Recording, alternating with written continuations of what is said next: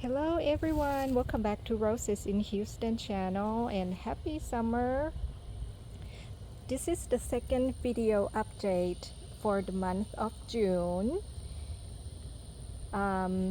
So it's supposed to, according to the weather forecast, it is supposed to rain a whole lot next week.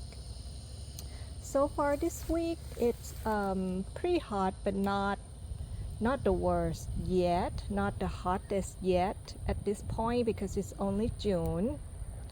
So, and it is so nice that we are going to get some relief from the rain coming up next week, and hopefully the forecast is accurate because so far this week we didn't get the rain on this part of town. I don't know about other part of Houston. And my plan today is to deadhead or at least cut some of these roses to bring inside rather than just leave them to fry or burn on the bush. And this rose that you see right here is Silas Manor, which is David Austin rose. This rose has been blooming a whole lot. The bloom size is not big in the summertime, but it is such a good bloomer. As you can see, there are buds and blooms everywhere, right? And the color is just beautiful. It's like almost vintage color, like blush in the middle. I don't know, to me somehow it's like kind of vintage looking color, or maybe that's just me. And as you can see, there are a whole lot of new growths. Isn't that amazing? Look how many buds on there, and the red new growths on there. And if you are new to roses, not all roses will have the red new growths. Some varieties like Princess Charlene de Monaco, that one doesn't have red new growths. The new growths are green, but this one has some red. And Distant Drums is the rose that has the new growth is so red, very red. And look at this pot right here, many buds and blooms. And hey, right now with the summer, we are as we progress through the summer, I put together like a summer rose program where we will be talking, sharing information on how to care for your roses during the summertime, how I care for my roses, tips and encouragement to help many people who usually have a hard time during the summer as far as caring for their roses. So you can check that out on rosesinhouston.com, and this runs from June until August, and it is like a month by month kind of thing. So if you don't want to do it for an entire 4 months, then that's totally fine as well. Whatever works best for you. If you would like to join, then definitely check out on the website.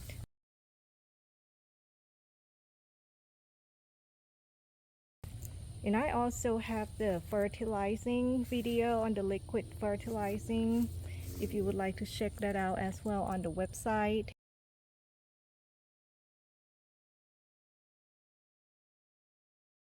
And I strictly do the liquid fertilizing for the summer to avoid the roses from getting burned, because you have to be extra careful during the summertime whether you use fertilizer or any spray, you know, as far as controlling, preventing pests or diseases.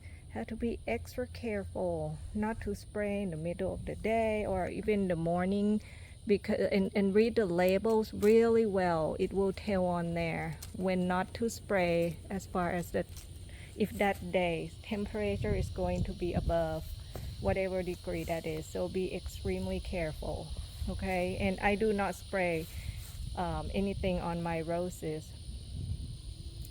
and that's one thing that I don't have to worry about. I just water them and fertilize them and just stick with mild fertilizer for summer. And the next one is Crazy Love, which is still blooming a whole lot from if you saw in the previous video. This one keeps blooming. The bloom's not big, but it is such a great bloomer. Love this rose. Such an amazing bloomer. Opens up really fast, so I'm going to deadhead. And some of these blooms are a few days old, like that one. So the whole thing right here. This one has buds that are not open yet. And beautiful new growth. So this rose go all the way right here to the back as well. And as far as my another climber on the right is not blooming much, and we have Spirit of Freedom right there, which is putting some bloom here and there. I have not been able to deadhead everything yet, so let's see. And Double Easy Orange is still blooming as well. So I have two orange roses here, almost look identical, right, if you look from here. And the most another two roses that are such eager bloomers have to go to Distant Drums and Sparkle and Shine. Look at them. Look how wonderful these two roses are. My goodness, they bloom and bloom and bloom. And every time I come out, I thought, okay, I'm going to deadhead them. And then when I look at them, oh, they look so pretty. I just want to leave them on the bush here. And these roses, they have been, they are in the south facing backyard, which has really strong sun exposure. There's no shade, as you can see, all around here. Nothing, nada. In the past, before they start the development behind there, used to be like wild trees and everything. So my backyard got a lot of shade. But since they tore everything down, right? So now there's absolutely no shade during the day. So these roses in my backyard, especially in this area and right there, they all get at least, I would say during the summertime, they get at least 10 to 12 hours, which are super duper long, given July and August when we have such high heat. So these roses are troopers for real. And if you go back to the old video of last year, I show how they look in July or August as well.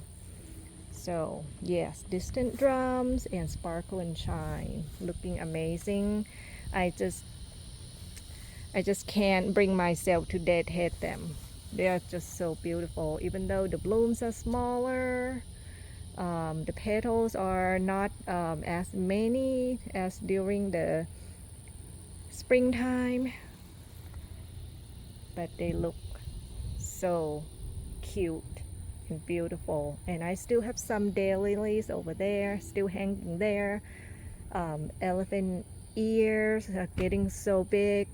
So, and we have Earth Angel in the back, which kind of works out because the elephant ears kind of help protect the sun, giving some shade. So we'll leave that there for now. I have had these for like the past few years, And every year during the winter time they die and then they come back. I mean, it's not the ideal position to plant them, but I planned it 11 years before I decided to place roses here, so they will just have to work out, at least for now. And let's take a look over here. We have some really wonderful bloomers on this side. So we have Prairie View Prince right here. Look at the color. This rose has tons of bloom to come. I mean, these summer blooms are still pretty. I love the colors.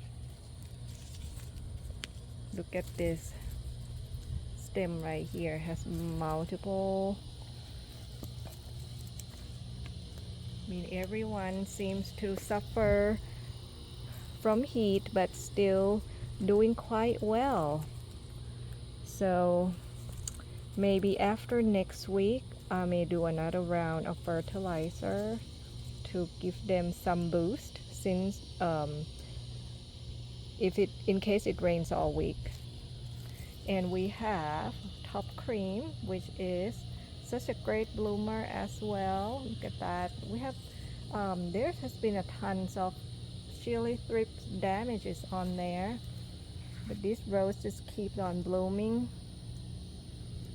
I mean, as you can see, there's like a chili thrip damages on this new growth right here. And don't ask me how I treat. I do not spray with anything. So this is something that my choose to go this route, and I have been growing them this way without using the spray ever since I start growing roses. Okay, so I know sometimes people ask, hey, how do I treat? And I do not use any products, but what I can suggest is what I heard that people had good results with. But as far as from my direct experience, I don't have direct experience with those. And with chili thrips, it is quite tricky dealing with them because they become resistant to the spray. So if you use the same product over and over again, they become resistant. The key is to rotate the products, especially with the spinosad, which you can find a few products like Conserve that is very expensive, but I heard that it is quite effective, or Captain Jack's Date Bug Brews. That's another product that you can find at Home Depot or somewhere else as well.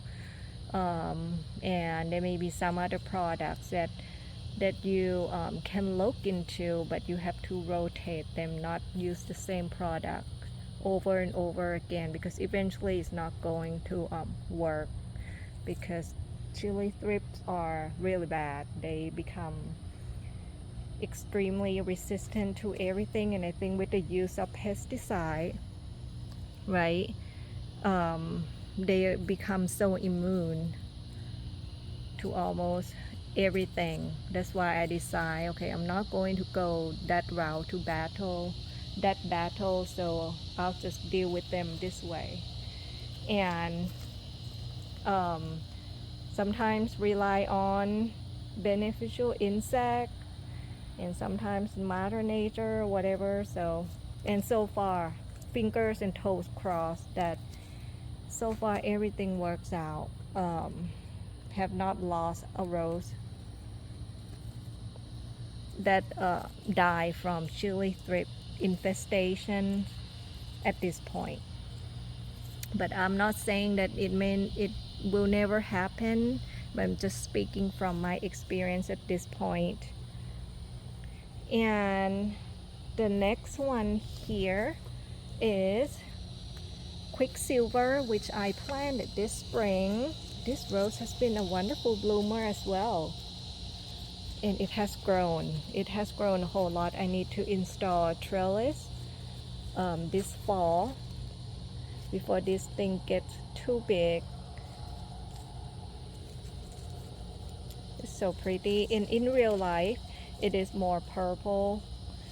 On the camera here, it looks kind of pink, but it is more purple in real life. And it is very healthy as well. I have another cluster over here. Now these open up all the way flat. I think if this fall, if we are lucky to have cooler weather in the fall, I think this one is going to look gorgeous, absolutely gorgeous, just like Crazy Love, which looks absolutely amazing in cooler weather. So I think that will be it for this video. And once again, if you would like to join the summer rose camp with me, you can check out on rosesinhouston.com. If you are new to this channel, welcome. Leave me a comment. Let me know where you are from, what roses you are currently growing or wish to add to your garden, or anything that you would like to share about your roses. And I will see you in the next video. Have a great day. Bye.